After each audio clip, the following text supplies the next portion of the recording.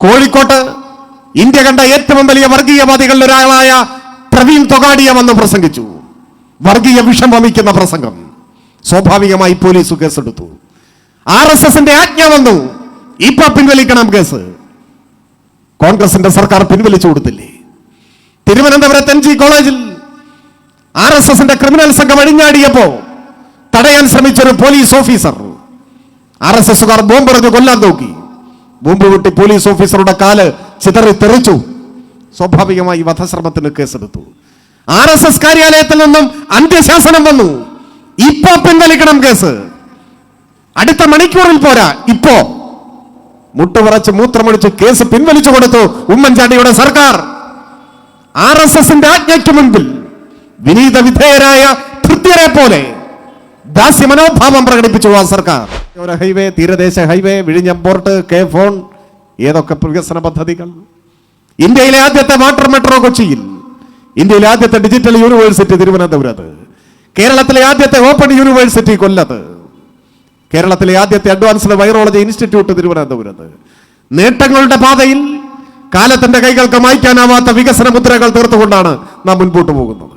അതോടൊപ്പം ഏറ്റവും സാധാരണക്കാരായ മനുഷ്യരെ ഹൃദയത്തോട് ചേർത്ത് പിടിക്കാൻ ഇടതുപക്ഷത്തിനായി 5 ലക്ഷം കുടുംബങ്ങൾക്ക് വീട് എന്ന സ്വപ്നം സഫലമായി. ഒരു കുടുംബത്തിൽ 4 പേരുണ്ടെങ്കിൽ 20 ലക്ഷം മനുഷ്യർ. ചെറിയ കാര്യമാണോ? 5 ലക്ഷം കുടുംബങ്ങൾക്ക് പട്ടയം. അതിനു പുറമെ നമ്മുടെ സ്കൂളുകൾ, ആശുപത്രികൾ, റോഡ്. ചെറിയ മാറ്റമാണോ കേരളത്തിൽ ഉണ്ടായത്? 62 ലക്ഷം മനുഷ്യർക്ക് മാസം 2000 രൂപ പെൻഷൻ ഇന്ത്യയിൽ, കേരളത്തിൽ മാത്രം. ഇപ്പൊ ഇവർ വന്നാൽ കൊടുക്കുന്നല്ലേ പറയുന്നത്.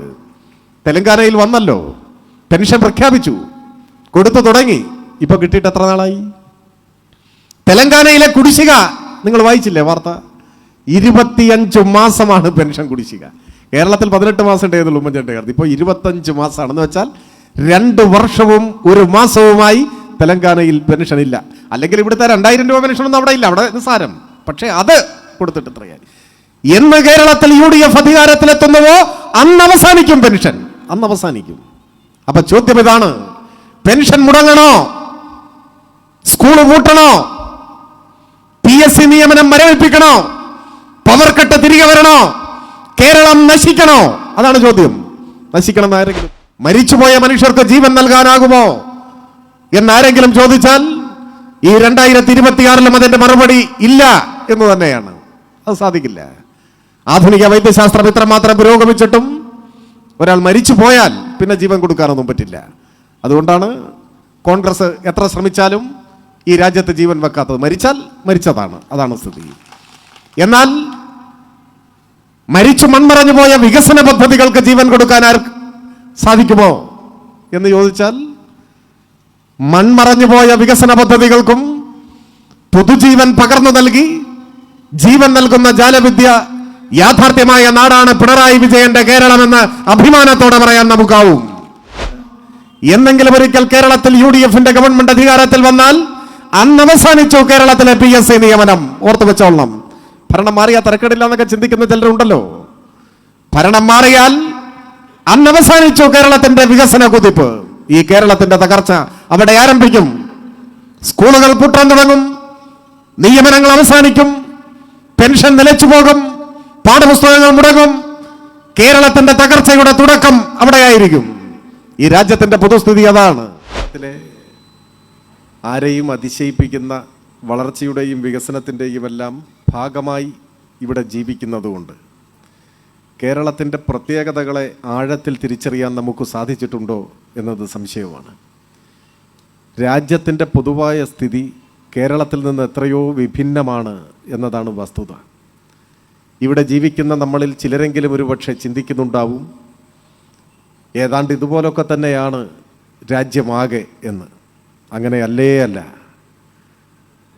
ഇന്ത്യയിലെ മറ്റൊരു ജീവിതം സാധ്യമായ തുരുത്തായി കേരളം നിലനിൽക്കുകയാണ്. ഏതു കാര്യത്തിലും ഇത് പ്രകടമാണ്. രാജ്യമാകെ യാത്ര ചെയ്യുമ്പോൾ കേരളത്തിൽ നിന്നും എത്ര വ്യത്യസ്തമായ ഒരു ചിത്രമാണ് അവിടെ എന്ന് നമുക്ക് മനസ്സിലാക്കാനാവും. ഇപ്പോൾ ഗ്ലോബൽ ഹങ്കർ ഇൻഡെക്സ്, ആഗോള വിശപ്പ് സൂചിക, പച്ചമലയാളം ലോകത്തിലെ പട്ടിണി രാജ്യങ്ങളുടെ ഒരു പട്ടിക എന്ന് പറയാം. ഐക്യരാഷ്ട്രസഭയുടെ മേൽനോട്ടത്തിൽ തയ്യാറാക്കുന്ന ലോകത്തിലെ ഗൗരവതരമായ പട്ടിണി സംബന്ധിച്ച ആധികാരികമായ രേഖയാണത്. 123 രാജ്യങ്ങളാണ് ആഗോള വിശപ്പ് സൂചികയിലുള്ളത്. നമ്മുടെ രാജ്യത്തിൻ്റെ സ്ഥാനം 102 എന്ന് വെച്ചാൽ ഏറ്റവും ഗൗരവതരമായ പട്ടിണി നിലനിൽക്കുന്ന രാജ്യങ്ങളിൽ ഏറ്റവും പിന്നിലാണ് നമ്മുടെ രാജ്യത്തിൻ്റെ സ്ഥാനം. പട്ടിണിയുടെ റിപ്പബ്ലിക്കായി നമ്മുടെ രാജ്യം നിലനിൽക്കുകയാണ്. ആഴ്ചകളോളം ഭക്ഷണം കഴിക്കാനില്ലാതെ വെള്ളം മാത്രം കുടിച്ച് ജീവിക്കേണ്ടി വരുന്ന മനുഷ്യർ, ആരോഗ്യം ക്ഷയിച്ച് അസുഖം ബാധിച്ച് അങ്ങനെ മരിച്ചു പോകുന്ന മനുഷ്യർ, അതാണ് പട്ടിണി മരണം. പട്ടിണി മരണങ്ങൾ നടക്കുന്ന ഒരു രാജ്യമായി ഇന്ത്യ നിലനിൽക്കുന്നു. നമ്മളെ സംബന്ധിച്ചിടത്തോളം പട്ടിണി ഇന്നൊരു വാക്കു മാത്രമാണ്, ഒരു അനുഭവമല്ല. മലയാളിക്കൊരു വാക്കു മാത്രമാണ്. സമീപകാലത്തൊന്നും നിങ്ങളിൽ നിങ്ങളുടെ അറിവിൽപ്പെട്ടവരിൽ ആരെങ്കിലും പട്ടിണി കിടന്നതായി ഓർക്കുന്നുണ്ടോ? കേരളത്തിൽ അങ്ങനെയില്ല. സാമ്പത്തിക പ്രാരാബ്ധവും കടവും പ്രയാസങ്ങളും ഒക്കെ ഉണ്ടാവും. പക്ഷെ പട്ടിണി കിടക്കേണ്ട സ്ഥിതി ഈ കേരളത്തിൽ ഒരാൾക്ക് പോലുമില്ല. രാജ്യത്തിൻ്റെ നില നേരെ മറിച്ചാണ്. എന്നാൽ ഈ പട്ടിണിയുടെ കാര്യത്തിൽ മാത്രമല്ല, ലോകത്തിൽ ഏറ്റവും കൂടുതൽ ക്ഷയരോഗികൾ ഇന്ത്യയിലാണ്.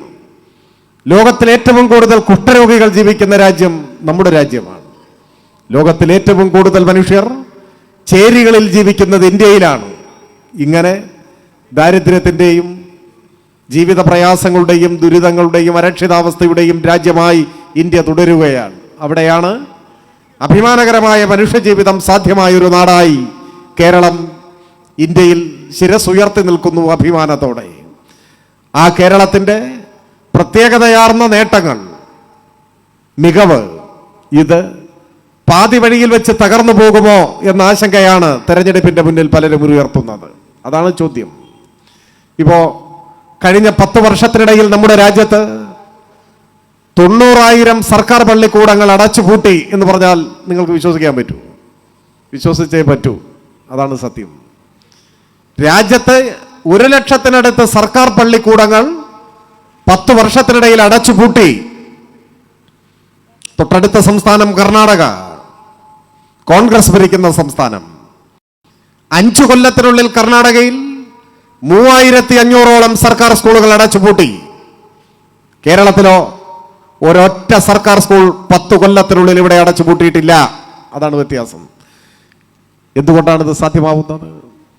2016 അധികാരത്തിൽ നിന്ന് ഇറങ്ങുമ്പോൾ ഉമ്മൻചാണ്ടിയുടെ ഗവൺമെന്റ് പൊതുവിദ്യാഭ്യാസം സംബന്ധിച്ച് തയ്യാറാക്കിയ റിപ്പോർട്ടിൽ ഏറ്റവും പ്രധാനപ്പെട്ട നിർദ്ദേശം അടിയന്തരമായി 40% സർക്കാർ സ്കൂളുകൾ കേരളത്തിൽ പൂട്ടണം എന്നാണ്.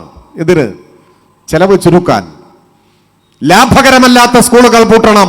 അതാണ് നിലപാട്. രാജ്യം ഭരിക്കുന്ന BJP-യുടെ നിലപാടും അതാണ്. കോൺഗ്രസിന്റെ നിലപാടും അതാണ്. ആ നിലപാട് ഇന്ത്യയിലെ BJP-യും കോൺഗ്രസും ഭരിക്കുന്ന സംസ്ഥാനങ്ങളിൽ നടപ്പിലാക്കുന്നതിന്റെ ഭാഗമായി ഈ കഴിഞ്ഞ 10 കൊല്ലത്തിനുള്ളിൽ 90,000-ൽ പരം പള്ളിക്കൂടങ്ങൾ അടച്ചുപൂട്ടി. കേരളത്തിൽ ഒന്നുപോലും അടച്ചുപൂട്ടിയില്ല. ഇടതുപക്ഷം ഈ നയത്തോട് യോജിക്കുന്നില്ല. മറ്റൊരു ബദൽ നിലപാട് നാം സ്വീകരിക്കുന്നു. വിദ്യാഭ്യാസത്തെ ലാഭനഷ്ടങ്ങളുടെ അടിസ്ഥാനത്തിൽ പരിഗണിക്കാൻ പാടില്ല. ഇതൊരു കച്ചവടമല്ല. ഒരു സ്കൂളിൽ കുട്ടികൾ കുറഞ്ഞാൽ ഒരു ക്ലാസ്സിൽ 10 കുട്ടികളെ ഉള്ളൂവെങ്കിൽ അത് അടച്ചു പൂട്ടാൻ പാടില്ല, പഠിപ്പിക്കണം. എങ്ങനെയാണ് വിദ്യാഭ്യാസത്തെ ലാഭനഷ്ടങ്ങളുടെ അടിസ്ഥാനത്തിൽ പരിഗണിക്കുക? ഒരു ക്ലാസ് മുറിയിൽ 10 കുട്ടികളെ ഉള്ളുവെങ്കിൽ ആ 10 പേർ നാളെ ആരായി തീരുമെന്ന് എങ്ങനെ പ്രവചിക്കാനാവും? അവർ ഈ സമൂഹത്തിന് നൽകാൻ കനപ്പെട്ട സംഭാവനകൾ നൽകാൻ നിയോഗിക്കപ്പെട്ടവരാകാം. ആർക്കറിയാം ഭാവിയിൽ എന്ത് നടക്കുമെന്ന്? വർഷങ്ങൾക്ക് മുൻപ് കോട്ടയത്ത് ഉഴവൂരിലെ ഓലമേഞ്ഞ ഒരു പള്ളിക്കൂടത്തിൽ തറയിലിരുന്ന് പഠിച്ച ഒരു കുട്ടി പിന്നീട് ഇന്ത്യൻ യൂണിയന്റെ പ്രസിഡന്റായി മാറി. അന്ന് ആ പള്ളിക്കൂടം അടച്ചുപൂട്ടിയിരുന്നെങ്കിലോ എന്ത് സംഭവിക്കുകയായിരുന്നു? സ്കൂളുകൾ പൂട്ടിയാൽ ആ സ്കൂളിൽ പഠിച്ചുകൊണ്ടിരിക്കുന്ന കുട്ടികൾ എന്ത് ചെയ്യും? അവരുടെ രക്ഷിതാക്കൾ എന്ത് ചെയ്യും? അടുത്തൊരു സ്കൂൾ എത്ര കിലോമീറ്റർ അകലെയായിരിക്കും. ചിലപ്പോൾ ചില കുട്ടികളുടെ പഠനം നിന്നുപോകും. അപ്പോ 2016 LDF സർക്കാർ അധികാരത്തിൽ വന്നില്ലായിരുന്നെങ്കിൽ ഇന്ന് കേരളത്തിലെ പകുതി സർക്കാർ സ്കൂളുകൾ ഇതിനോടകം അടച്ചുപൂട്ടിയിട്ടുണ്ടാവും. അതാണ് പ്രത്യേകത. രാജ്യവ്യാപകമായ നയമാണ്. ഇവിടെ നാം വ്യത്യസ്തമായ നയം ഉയർത്തിപ്പിടിക്കുന്നു. എന്ന് കേരളത്തിൽ UDF-ന്റെ ഒരു ഗവൺമെന്റ് വരുന്നുവോ അന്ന് ഇന്ത്യയിലെ മറ്റു സംസ്ഥാനങ്ങളെ പോലെ ഇവിടെയും ആ നയം നടപ്പിലാക്കും. ചുരുങ്ങിയത് പകുതിയെങ്കിലും സർക്കാർ പള്ളിക്കൂടങ്ങൾ എന്നേക്കുമായി താഴുവീഴും, പൂട്ടും. ഇതാണ് കേരളത്തിന്റെ സ്ഥിതി. ഇതാണ് ഒരു തെരഞ്ഞെടുപ്പിനെ അഭിമുഖീകരിക്കുമ്പോൾ ചില ആളുകളൊക്കെ ഇപ്പൊ പറയുന്നുണ്ട്, 2 ടേം ഇടതുപക്ഷം ഭരിക്കല്ലേ, ഇനി ഒരു ടേം UDF ഭരിക്കട്ടെ, അത് കഴിഞ്ഞ് വീണ്ടും വേണമെങ്കിൽ LDF-ന് ഭരിക്കാലോ, തുടർച്ചയായി അധികാരത്തിൽ തുടരുന്നത് നല്ലതല്ല, ഇങ്ങനെയൊക്കെ പല കാര്യങ്ങളും പറയുന്നുണ്ട്. എന്നാൽ അങ്ങനെ വല്ല ഭരണമാറ്റവും സംഭവിച്ചാൽ കേരളത്തിന്റെ തകർച്ച അവിടെ ആരംഭിക്കും. സ്കൂളുകൾ അപ്പോൾ അടച്ചു പൂട്ടാൻ ആരംഭിക്കും. ഇത് സ്കൂളുകളുടെ കാര്യത്തിൽ മാത്രമല്ല, അഭ്യസ്തരായ യുവതി യുവാക്കൾക്ക് സ്വന്തമായ ഒരു ജോലി, ഒരു സർക്കാർ ജോലി ഒരു സ്വപ്നമല്ലേ. ഇപ്പൊ ഇടയ്ക്കൊക്കെ നമ്മളെയൊക്കെ കാണാൻ പല റാങ്ക് ഹോൾഡേഴ്സ് എന്നൊക്കെ പറഞ്ഞിട്ട് ആളുകൾ വരും. അവർ പറയും, സഖാവേ PSC-യുടെ ഇന്ന ലിസ്റ്റിൽ ഞാനുണ്ട്, ഒരു 100 പേർ കൂടി നിയമനം കിട്ടിയാൽ എനിക്കും കിട്ടും, അതുകൊണ്ട് നിയമനം ത്വരിതപ്പെടുത്തണം എന്നാണ് പറയുക. നമ്മുടെ പ്രിയങ്കരനായ സ്ഥാനാർത്ഥി സഖാവ് MK സക്കീർ നിങ്ങളുടെ എല്ലാം സ്നേഹാദരങ്ങൾ ഏറ്റുവാങ്ങി ഈ വേദിയിലേക്ക് വന്നുകൊണ്ടിരിക്കുകയാണ്. നമുക്കെല്ലാം നിറഞ്ഞ മനസ്സോടെ ആവേശപൂർവ്വം സ്ഥാനാർത്ഥിയെ വരവേൽക്കാം. നിങ്ങളുടെ എല്ലാം പേരിൽ സ്ഥാനാർത്ഥി സഖാവ് സക്കീറിനെ സ്നേഹപൂർവ്വം ഈ വേദിയിലേക്ക് ഞാൻ സ്വാഗതം ചെയ്യുന്നു. പറഞ്ഞു വന്നത് PSC വഴിയുള്ള നിയമനങ്ങളെ കുറിച്ചാണ്.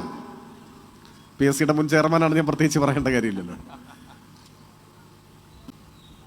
നമ്മുടെ രാജ്യത്ത് 100 PSC നിയമനങ്ങൾ നടക്കുമ്പോൾ അതിൽ 60-ൽ കൂടുതൽ കേരളത്തിലാണ് നടക്കുന്നത്. അതൊരു അവിശ്വസനീയമായ കണക്കല്ലേ? സത്യത്തിൽ അങ്ങനെ സംഭവിക്കുന്നത് എന്തുകൊണ്ടാണ്? കേരളത്തിന്റെ 4 ഇരട്ടി വലിപ്പമുള്ള സംസ്ഥാനങ്ങളില്ലേ? ഇന്ത്യ ഒരു വലിയ രാജ്യമല്ലേ? പക്ഷേ PSC നിയമനങ്ങൾ 100 എണ്ണം നടക്കുമ്പോൾ 60-ഉം കേരളത്തിൽ.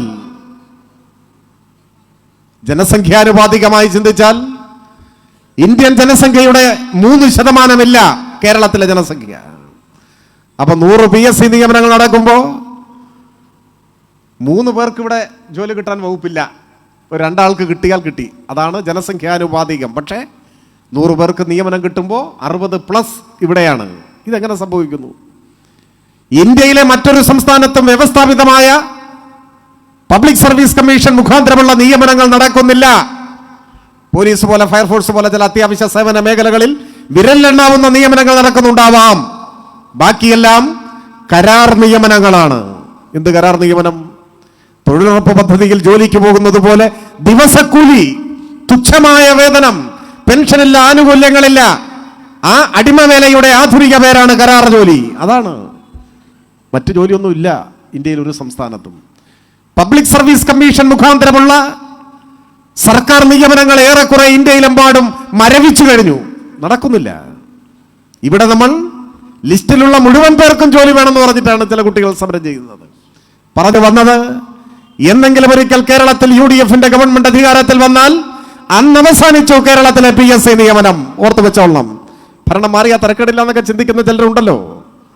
ഭരണം മാറിയാൽ അന്ന് അവസാനിച്ചു കേരളത്തിന്റെ വികസന കുതിപ്പ്.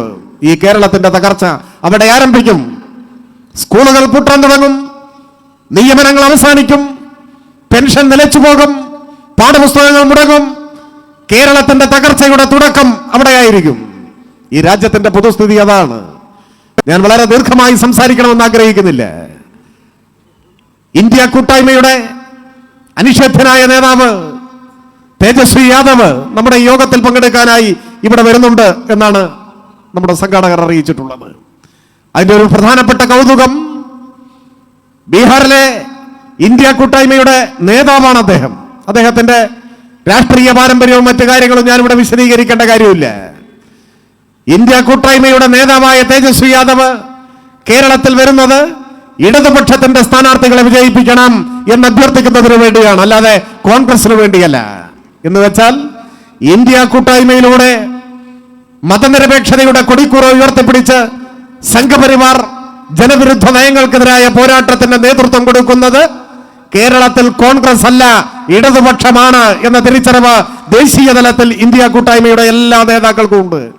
കേരളത്തിലെ കോൺഗ്രസ് എന്ന് പറഞ്ഞാൽ ദേശീയാടിസ്ഥാനത്തിലുള്ള ഇന്ത്യ കൂട്ടായ്മയിലെ ഒരു കക്ഷിയായിട്ടല്ല പ്രവർത്തിക്കുന്നത്. പിന്നെയോ സംഘപരിവാര കുടുംബത്തിലെ ഒരു സംഘപ്രസ്ഥാനത്തെ പോലെയാണ് കേരളത്തിലെ കോൺഗ്രസ് പ്രവർത്തിക്കുന്നത്. അവർ കേരളത്തിൽ ഇന്ത്യ കൂട്ടായ്മയ്ക്കെതിരാണ്. അതാണ് വസ്തുത. അതുകൊണ്ടാണ് കേരളത്തിൽ വരുമ്പോൾ ഇന്ത്യ കൂട്ടായ്മയുടെ പ്രഖ്യാപിത നിലപാടിനെതിരെ കോൺഗ്രസിന്റെ നേതാവ് രാഹുൽ ഗാന്ധിക്ക് പോലും പ്രസംഗിക്കേണ്ടി വരുന്നത്. കേരളത്തിലെത്തുമ്പോൾ അദ്ദേഹം ഇന്ത്യ കൂട്ടായ്മയുടെ നയങ്ങൾക്ക് നിലപാടുകൾക്കെതിരായാണ് പ്രസംഗിക്കുന്നത്. അത് കേരളത്തിലെ കോൺഗ്രസിന്റെ രാഷ്ട്രീയ പാപ്പരത്വത്തിന്റെ ഭാഗമായി വന്നുവിട്ട ഒരു ദുര്യോഗമാണ്. ഞാൻ കൂടുതൽ അത്തരം കാര്യങ്ങളിലേക്ക് പോകുന്നില്ല. ഞാൻ പറഞ്ഞു വന്നത് കേരളത്തിന്റെ പ്രത്യേകതകൾ, നാം ആർജിച്ച പുരോഗതി, അതെല്ലാം ഉലച്ചിൽ തട്ടാതെ തുടരണമെങ്കിൽ ഇടതുപക്ഷം വീണ്ടും ഈ നാട്ടിൽ അധികാരത്തിലെത്തണം എന്ന് സൂചിപ്പിക്കാനാണ്. 10 വർഷം കൊണ്ട് കേരളത്തിലുണ്ടായ നേട്ടം വാക്കുകൾ കൊണ്ട് പറഞ്ഞറിയിക്കാവുന്നതിനും എത്രയോ അപ്പുറമാണ്. ഇപ്പൊ ഒറ്റക്കാര്യം മാത്രം പറയാം. 2025 കേരളം സന്ദർശിക്കാനായി നമ്മുടെ നാട്ടിലേക്ക് ഒഴുകിയെത്തിയ സഞ്ചാരികളുടെ എണ്ണം ഏതാണ്ട് 2.5 കോടിയാണ്. 2.5 കോടി മനുഷ്യർ കേരളത്തിന് പുറത്തുനിന്ന് കേരളം കാണാൻ വന്നു. എല്ലാവരും വിനോദസഞ്ചാരികളായി മൂന്നാറും കോവളവും കുമരകവും കാണാൻ വന്നതല്ല. കുറെ പേർ വന്നത് കേരളത്തെക്കുറിച്ച് പഠിക്കാനാണ്, അറിയാൻ, പഠിക്കാൻ, പകർത്താൻ. എന്തുകൊണ്ട് പട്ടിണി റിപ്പബ്ലിക് എന്നറിയപ്പെടുന്ന ഇന്ത്യയിൽ ഒരു സംസ്ഥാനം മാത്രം ലോകോത്തര നിലവാരത്തിലേക്ക് വളരുന്നു? എന്താണ് അതിന്റെ രഹസ്യം? അത് പറയാനാണ്. ഇപ്പോ ഏത് ജീവിത സൂചികകൾ എടുത്താലും സ്കാൻഡിനേവിയൻ രാജ്യങ്ങളോടും അമേരിക്കയോടും ഒക്കെയാണ് നമ്മൾ മത്സരിക്കുന്നത്. മാതൃമരണ നിരക്ക്, ശിശുമരണ നിരക്ക്, പ്രതീക്ഷിതായുസ്, പ്രാഥമിക വിദ്യാഭ്യാസത്തിന്റെ വ്യാപനം, ആരോഗ്യ പരിപാലനം, പൊതുവിതരണം, ഏത് മേഖലകൾ എടുത്താലും നമ്മൾ ലോകോത്തര നിലവാരത്തിലെത്തി നിൽക്കുകയാണ്. ഇതെങ്ങനെ സാധ്യമായി എന്നാണ് ലോകം വിസ്മയിക്കുന്നത്. ആ വിസ്മയകരമായ വളർച്ചയ്ക്കും മുന്നേറ്റത്തിനും നേതൃത്വം കൊടുക്കാൻ ഇടതുപക്ഷ ജനാധിപത്യ മുന്നണിക്കായി എന്നതാണ് 10 വർഷത്തെ കേരളത്തിന്റെ ഭരണം ലോകത്തോട് വിളിച്ചു പറയുന്നത്. സാധാരണ ഇടതുപക്ഷത്തിനെതിരായി ഉയരുന്ന ഒരു വിമർശനം, ചില കേന്ദ്രങ്ങൾ ഉയർത്തുന്ന വിമർശനം, LDF അധികാരത്തിൽ വരുമ്പോൾ ക്ഷേമ പെൻഷനും മറ്റുമൊക്കെ നന്നായിട്ട് കൊടുക്കും, എന്നാൽ വൻകിട വികസന പദ്ധതികളിൽ അത്രയ്ക്ക് താല്പര്യം കാണിക്കില്ല എന്നതാണ്. ഒരടിസ്ഥാനവും ഇല്ലാത്ത വിമർശനമാണ്, യാതൊരു അടിസ്ഥാനവും ഇല്ല. എങ്കിലും ആവർത്തിച്ച് പ്രചരിപ്പിച്ചതുകൊണ്ട് ചിലരുടെ എല്ലാം മനസ്സിൽ ഒരു പൊതുബോധമായി അത് നിന്നിരുന്നു. പക്ഷെ ഇപ്പോഴോ അത്തരം പ്രചാരവേലയെയും കേരളത്തിലെ സാമാന്യ ജനം തള്ളിക്കളയുന്നു. കാരണം സ്വാനുഭവങ്ങളുടെ അടിസ്ഥാനത്തിൽ കഴിഞ്ഞ 10 വർഷം കേരളത്തിലുണ്ടായ മാറ്റം വൻകിട വികസന പദ്ധതികളും സാധാരണ ജനങ്ങളുടെ ജീവിതത്തിൽ ആശ്വാസമേകിയ ജനക്ഷേമ പദ്ധതികളും രണ്ടും സമന്വയിപ്പിച്ചു എന്ന് ജനം തിരിച്ചറിയുന്നുണ്ട്. എത്ര വൻകിട പദ്ധതികൾ, കേരളത്തിന്റെ മുഖച്ഛായ മാറ്റിയ ബൃഹത് പദ്ധതികൾ, അതിൽ തന്നെ ചിലതെല്ലാം ഉമ്മൻചാണ്ടി ഭരണകാലത്ത് അസാധ്യം എന്ന് തീർപ്പ് കൽപ്പിച്ച് ഉപേക്ഷിച്ച പദ്ധതികൾ. ദേശീയപാത വികസനം, കൊച്ചി ഇടമൺ പവർ ഹൈവേ, ഗെയിൽ വാതക പൈപ്പ് ലൈൻ, ഇതെല്ലാം UDF കാലത്ത് ഉപേക്ഷിച്ചതല്ലേ? അസാധ്യമെന്ന് ഫയലിൽ എഴുതിയതല്ലേ? എന്നേക്കുമായി ഉപേക്ഷിച്ച പദ്ധതികൾ, മൺമറഞ്ഞ പദ്ധതികൾ. മരിച്ചുപോയ മനുഷ്യർക്ക് ജീവൻ നൽകാനാകുമോ എന്നാരെങ്കിലും ചോദിച്ചാൽ ഈ 2026 അതിന്റെ മറുപടി ഇല്ല എന്ന് തന്നെയാണ്. അത് സാധിക്കില്ല. ആധുനിക വൈദ്യശാസ്ത്രം ഇത്രമാത്രം പുരോഗമിച്ചിട്ടും ഒരാൾ മരിച്ചു പോയാൽ പിന്നെ ജീവൻ കൊടുക്കാനൊന്നും പറ്റില്ല. അതുകൊണ്ടാണ് കോൺഗ്രസ് എത്ര ശ്രമിച്ചാലും ഈ രാജ്യത്ത് ജീവൻ വെക്കാത്തത്. മരിച്ചാൽ മരിച്ചതാണ്, അതാണ് സ്ഥിതി.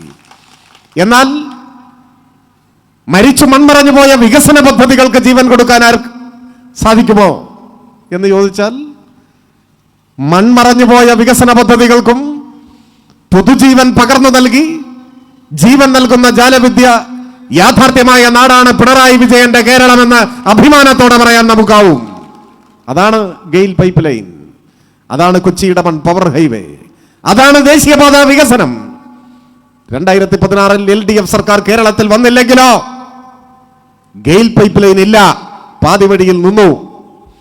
കൊച്ചി ഇടമൺ പവർ ഹൈവേ ഇല്ല. കൊച്ചി ഇടമൺ പവർ ഹൈവേ ഇല്ല എന്ന് പറഞ്ഞാൽ പവർ കട്ട് തുടരും എന്നാണ് അർത്ഥം. ഉമ്മൻചാണ്ടിയുടെ സർക്കാർ തുടർന്നിരുന്നുവെങ്കിൽ പവർ കട്ടും തുടരും. ദേശീയപാത വികസനമില്ല, കേരളത്തിന്റെ വികസന പന്ഥാവിലെ സുപ്രധാനമായ ഒരു നാഴികക്കല്ല് 2016 കേരളത്തിൽ ഭരണം മാറി എന്നതാണ്. ഇതിന് പുറമെ മലയോര ഹൈവേ, തീരദേശ ഹൈവേ, വിഴിഞ്ഞം പോർട്ട്, K-ഫോൺ, ഏതൊക്കെ വികസന പദ്ധതികൾ. ഇന്ത്യയിലെ ആദ്യത്തെ വാട്ടർ മെട്രോ കൊച്ചിയിൽ, ഇന്ത്യയിലെ ആദ്യത്തെ ഡിജിറ്റൽ യൂണിവേഴ്സിറ്റി തിരുവനന്തപുരത്ത്, കേരളത്തിലെ ആദ്യത്തെ ഓപ്പൺ യൂണിവേഴ്സിറ്റി കൊല്ലത്ത്, കേരളത്തിലെ ആദ്യത്തെ അഡ്വാൻസ്ഡ് വൈറോളജി ഇൻസ്റ്റിറ്റ്യൂട്ട് തിരുവനന്തപുരത്ത്. നേട്ടങ്ങളുടെ പാതയിൽ കാലത്തിന്റെ കൈകൾക്ക് മായ്ക്കാനാവാത്ത വികസന മുദ്രകൾ തീർത്തുകൊണ്ടാണ് നാം മുൻപോട്ട് പോകുന്നത്.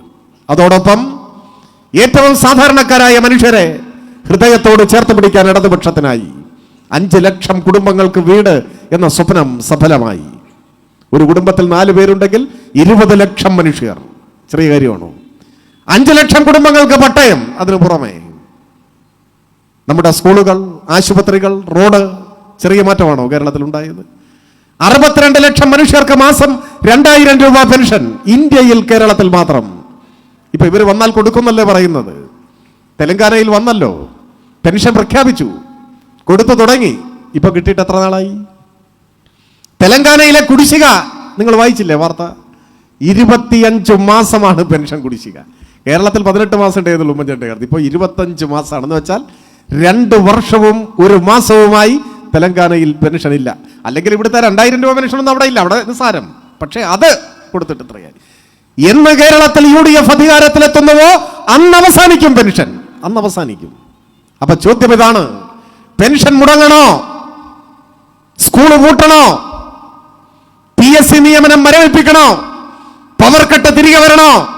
കേരളം നശിക്കണോ? അതാണ് ചോദ്യം. നശിക്കണം എന്ന് ആരെങ്കിലും പറയൂ? ഞാൻ കൂടുതൽ ദീർഘിപ്പിക്കുന്നില്ല.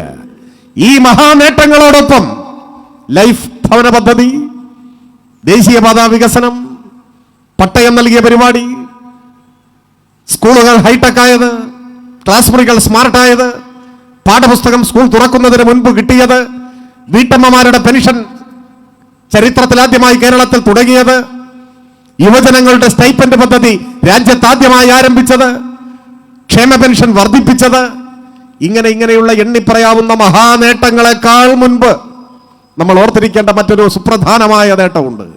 ഒരുപക്ഷെ അതാണ് ആദ്യം ഓർക്കേണ്ടത്. എന്താണത്? 10 വർഷത്തെ LDF സർക്കാരിന്റെ ഏറ്റവും വലിയ നേട്ടമെന്ന് പറഞ്ഞാൽ സമാധാനമായി കേരളത്തിൽ ജീവിക്കാം എന്നതാണ്. ഒരു ചെറിയ കാര്യമല്ല. ഇന്ത്യയിൽ മറ്റെവിടെയും ഇങ്ങനെയില്ല. ഓരോ സംസ്ഥാനത്തു നിന്നും പുറത്തു വരുന്ന വാർത്തകൾ എത്രമാത്രം വേദനാജനകമാണ്. എത്ര നിരപരാധികളാണ് കൊല്ലപ്പെടുന്നത്. സാധാരണക്കാരായ മനുഷ്യർ മതത്തിന്റെ പേരിൽ, വിശ്വാസത്തിന്റെ പേരിൽ, ജാതിയുടെ പേരിൽ അരുംകൊല ചെയ്യപ്പെടുന്ന വാർത്തകൾ. ഇപ്പൊ പലരുടെയും മനസ്സിൽ മണിപ്പൂരൊക്കെ ആയിരിക്കും. ആയിരങ്ങൾ കൊല്ലപ്പെട്ടു. അത് മാത്രമല്ല, വിദ്വേഷത്തിന്റെ വിത്ത് വിതച്ച മനുഷ്യരെ മതത്തിന്റെ പേരിൽ തമ്മിലകറ്റി വർഗീയ സംഘർഷങ്ങൾ ഉണ്ടാക്കി സ്വാർത്ഥ ലാഭം കൊയ്യുന്ന കൊടിയ വർഗീയവാദികളുടെ വിഹാര രംഗമായി ഇന്ത്യ മാറിയില്ലേ? ഉത്തരേന്ത്യയിൽ മാത്രമല്ല, ദക്ഷിണേന്ത്യയിലേക്ക് വരികയാണ്. ഇദ്രിസ് പാഷ കൊല്ലപ്പെട്ടത് കർണാടകയിലാണ്. നമ്മുടെ സഹോദരൻ മലയാളിയായ അഷറഫ് അതിർത്തിക്കപ്പുറത്ത് മംഗലാപുരത്ത് വെച്ചാണ് ക്രൂരമായി അടിച്ചു കൊന്നുകളഞ്ഞത്. അതിർത്തി വരെ എത്തി, കേരളത്തിലേക്ക് വന്നിട്ടില്ല. കേരളത്തിൽ കഴിഞ്ഞ 10 കൊല്ലമായി ഒരൊറ്റ വർഗീയ കലാപം ഉണ്ടായില്ല. വർഗീയ കലാപങ്ങളിൽ ഒരാൾ പോലും കൊല്ലപ്പെട്ടില്ല. ഒരു മനുഷ്യന്റെ ഒരു തുള്ളി രക്തം പോലും പൊടിഞ്ഞില്ല. അതെന്താ? കേരളത്തിലെ വർഗീയവാദികളെല്ലാം വിസ എടുത്ത് അമേരിക്കയിലേക്ക് വണ്ടി കയറിയോ? ഇല്ല, നമ്മുടെ നാട്ടിൽ തന്നെ ഉണ്ട്. പക്ഷേ മാളത്തിലാണ്, പുറത്തിറങ്ങാൻ പറ്റില്ല. 10 കൊല്ലമായി മാളത്തിൽ ഇങ്ങനെ ഇരിക്കുകയാണ് വർഗീയവാദികൾ. അതെന്താ പുറത്തിറങ്ങാത്തത്? പുറത്തിറങ്ങിയാൽ, വർഗീയ കലാപത്തിന് കോപ്പ് കൂട്ടിയാൽ, ഏത് കൊലക്കൊമ്പനായാലും കയ്യിൽ വിലങ്ങണിയിച്ച് പുറങ്കിലടയ്ക്കും.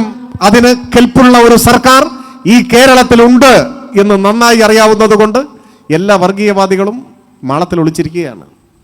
UDFന്റെ കാലത്തോ എണ്ണം പറഞ്ഞ കോൺഗ്രസിന്റെ നേതാക്കൾ ഉമ്മൻചാണ്ടിയും AK ആന്റണിയും കരുണാകരനും കേരളത്തിലെ മുഖ്യമന്ത്രി കസേരയിൽ ഇരുന്ന കാലത്തോ എത്ര വർഗീയ കലാപങ്ങൾ, എത്ര നിരപരാധികൾ കൊല്ലപ്പെട്ടു. നമ്മുടെ നാട് മറക്കാൻ ആഗ്രഹിക്കുന്ന എത്ര സംഭവങ്ങൾ. മാറാട് ഓർമ്മയില്ലേ? തൈക്കൽ. ഞാൻ ഓരോന്നോരോന്നായി പറയുന്നില്ല. നാട് മറക്കാൻ ആഗ്രഹിക്കുന്നതാണ്. അത് വീണ്ടും വിശദീകരിച്ച് നിങ്ങളുടെ മനസ്സ് അസ്വസ്ഥമാക്കണമെന്ന് ആഗ്രഹിക്കുന്നില്ല. പക്ഷേ മനുഷ്യൻ തെരുവിൽ ഈയാമ്പാറ്റകളെ പോലെ കൊല്ലപ്പെട്ട, നാട് മറക്കാൻ ആഗ്രഹിക്കുന്ന, ചോര പുരണ്ട ഒരു കാലം ഈ നാട്ടിൽ ഉണ്ടായിരുന്നു എന്ന് മറക്കാൻ പാടില്ല. അത് ഓർത്തു വെക്കേണ്ടതാണ്. എത്ര മനുഷ്യർ കൊല്ലപ്പെട്ടു. അന്നൊരിക്കലാണ് പാലക്കാട് നഗരത്തിൽ 10 വയസ്സ് മാത്രമുള്ള ഒരു പിഞ്ചു പെൺകുട്ടി സിറാജുന്നീസ വെടിവെച്ച് കൊന്നു കേരളത്തിലെ പോലീസ്. 5ാം ക്ലാസ്സിൽ പഠിക്കുന്ന ഒരു കൊച്ചു പെൺകുട്ടി മുറ്റത്ത് കളിച്ചുകൊണ്ടിരിക്കുമ്പോഴാണ് കേരള പോലീസ് വെടിവെച്ച് കൊന്നു. എന്തിന്? വർഗീയ സംഘർഷങ്ങൾ ഉണ്ടായാൽ, പോലീസ് വെടിവെപ്പുണ്ടായാൽ കൊല്ലപ്പെടുന്നത് മുതിർന്നാളോ കുഞ്ഞോ സ്ത്രീയോ അതൊന്നും നോട്ടമുണ്ടാവില്ല. ആ വെടിവെപ്പിനെ കുറിച്ച് തന്നെ ഒരുപാട് ദുരൂഹതകളും വിവാദങ്ങളും ഉണ്ടായി. ഞാൻ അത്തരം കാര്യങ്ങളിലേക്ക് ഇപ്പോൾ പോകുന്നില്ല. പറഞ്ഞു വന്നത്, നാടിന്റെ സമാധാനം തകർന്ന ആരും എപ്പോഴും കൊല്ലപ്പെടാമെന്ന സ്ഥിതി, വീടുകളും കടകമ്പോളങ്ങളും അഗ്നിക്കിരയായൊരു കാലം, അഭയാർത്ഥി ക്യാമ്പുകൾ തുറക്കേണ്ടി വന്നൊരു കാലം, എല്ലാറ്റിനും നിസ്സഹായ സാക്ഷിയായി നിന്നു കേരളത്തിലെ സർക്കാർ. കോഴിക്കോട്ട് ഇന്ത്യ കണ്ട ഏറ്റവും വലിയ വർഗീയവാദികളിൽ ഒരാളായ പ്രവീൺ തൊഗാഡിയ വന്ന് പ്രസംഗിച്ചു. വർഗീയ വിഷം വമിക്കുന്ന പ്രസംഗം. സ്വാഭാവികമായി പോലീസ് കേസെടുത്തു. RSSന്റെ ആജ്ഞ വന്നു, ഇപ്പൊ പിൻവലിക്കണം കേസ്. കോൺഗ്രസിന്റെ സർക്കാർ പിൻവലിച്ചു കൊടുത്തില്ലേ? തിരുവനന്തപുരത്ത് NG കോളേജിൽ RSSന്റെ ക്രിമിനൽ സംഘം അഴിഞ്ഞാടിയപ്പോ തടയാൻ ശ്രമിച്ച ഒരു പോലീസ് ഓഫീസർ RSSുകാർ ബോംബെറിഞ്ഞ് കൊല്ലാൻ നോക്കി. ബോംബ് പൊട്ടി പോലീസ് ഓഫീസറുടെ കാല് ചിതറി തെറിച്ചു. സ്വാഭാവികമായി വധശ്രമത്തിന് കേസെടുത്തു. RSS കാര്യാലയത്തിൽ നിന്നും അന്ത്യശാസനം വന്നു, ഇപ്പൊ പിൻവലിക്കണം കേസ്. അടുത്ത മണിക്കൂറിൽ പോരാ, ഇപ്പോ മുട്ടുപറച്ച് മൂത്രമൊഴിച്ച് കേസ് പിൻവലിച്ചു കൊടുത്തു ഉമ്മൻചാണ്ടിയുടെ സർക്കാർ. RSSന്റെ ആജ്ഞയ്ക്ക് മുൻപിൽ വിനീത വിധേയരായ ഭൃത്യരെ പോലെ ദാസ്യ മനോഭാവം പ്രകടിപ്പിച്ചു ആ സർക്കാർ. എന്തുകൊണ്ട്? വർഗീയവാദികളുടെ പിന്തുണയിലാണ് ആ സർക്കാർ നിന്നത്. അവരുടെ വോട്ട് വാങ്ങി വന്നതാണ്. അവരുടെ എല്ലാ വർഗീയവാദികളുടെയും ഇരുവർഗീയതകളുടെയും സൃഷ്ടിയായിരുന്നു കോൺഗ്രസ് സർക്കാർ. അതുകൊണ്ട് വർഗീയവാദികൾ അഴിഞ്ഞാടുമ്പോൾ അരുതെന്ന് പറയാൻ, കർശന നടപടി സ്വീകരിക്കാൻ അറച്ചു നിന്നു, മടിച്ചു നിന്നു. ജനങ്ങൾ കൊടിയ യാതനകൾ അനുഭവിച്ചു. നിരവധി മനുഷ്യർ കൊല്ലപ്പെട്ടു. ആരും എപ്പോഴും വധിക്കപ്പെടാമെന്ന ഭയത്തോടെ ജീവിക്കേണ്ടി വന്നു. സമാധാനമായി ഉറങ്ങാൻ കഴിയാത്ത സാഹചര്യം. അതല്ലേ അന്നത്തെ കേരളം? ആ നാളുകളിലേക്ക് തിരിച്ചു പോണോ? UDF എന്നെങ്കിലും അധികാരത്തിൽ വന്നാൽ അന്ന് കേരളത്തിന്റെ സമാധാനം തകർന്നു എന്ന് കരുതിയാൽ മതി. എന്നാൽ 10 കൊല്ലമായി നിങ്ങൾ നോക്കൂ, ശാന്തസുന്ദര കേരളം. പഴയ വേദനിപ്പിക്കുന്ന ഓർമ്മകളുടെ മുറിവുകളെല്ലാം ഉണക്കി 10 കൊല്ലമായി സമാധാനം, സാഹോദര്യം, വർഗീയവാദികൾ ഉറഞ്ഞു തുള്ളാത്ത കേരളം. ഒരു വർഗീയ സംഘർഷവുമില്ല. ഈ നാടിന്റെ സമാധാനം തകരാതെ നിലനിൽക്കണ്ടേ എന്നതാണ് ചോദ്യം. അതാണ് പരമപ്രധാനം. അതുകൊണ്ട് ഞാൻ കൂടുതൽ ദീർഘിപ്പിക്കുന്നില്ല. ഈ തിരഞ്ഞെടുപ്പിൽ ഇടതുപക്ഷം വിജയിച്ചു വരിക എന്നത് കേരളത്തിന്റെ നിലനിൽപ്പിന് അനിവാര്യമാണ്. നവകേരളം എന്ന ലക്ഷ്യം സാക്ഷാത്കരിക്കാൻ അനിവാര്യമാണ്. അതിന് പൊന്നാനിയിൽ നമ്മുടെ പ്രതിനിധിയായി വിധി തേടുന്നത് നിങ്ങളുടെ മുൻപാകെ ഞാൻ പരിചയപ്പെടുത്തേണ്ട ഒരു കാര്യവുമില്ല, പ്രിയപ്പെട്ട സഖാവ് സക്കീറാണ്. സക്കീറിന്റെ പ്രത്യേകത, ഏറ്റവും ഗൗരവതരമാർന്ന ചുമതലകൾ, ഭരണഘടനാ പദവികൾ, പബ്ലിക് സർവീസ് കമ്മീഷന്റെ ചെയർമാൻ, വഖഫ് ബോർഡിന്റെ സാരഥി, ഇത്തരം സുപ്രധാനമായ ചുമതലകൾ അലങ്കരിക്കുന്ന സമയത്ത് എതിരാളികൾ പോലും ഒരാരോപണം ഉന്നയിച്ചിട്ടുണ്ടോ? പൊന്നാനിയിലെ കോൺഗ്രസ് ഉന്നയിച്ചിട്ടുണ്ടോ? ഇല്ല. ആരും ഒരാരോപണവും ഉന്നയിച്ചിട്ടില്ല.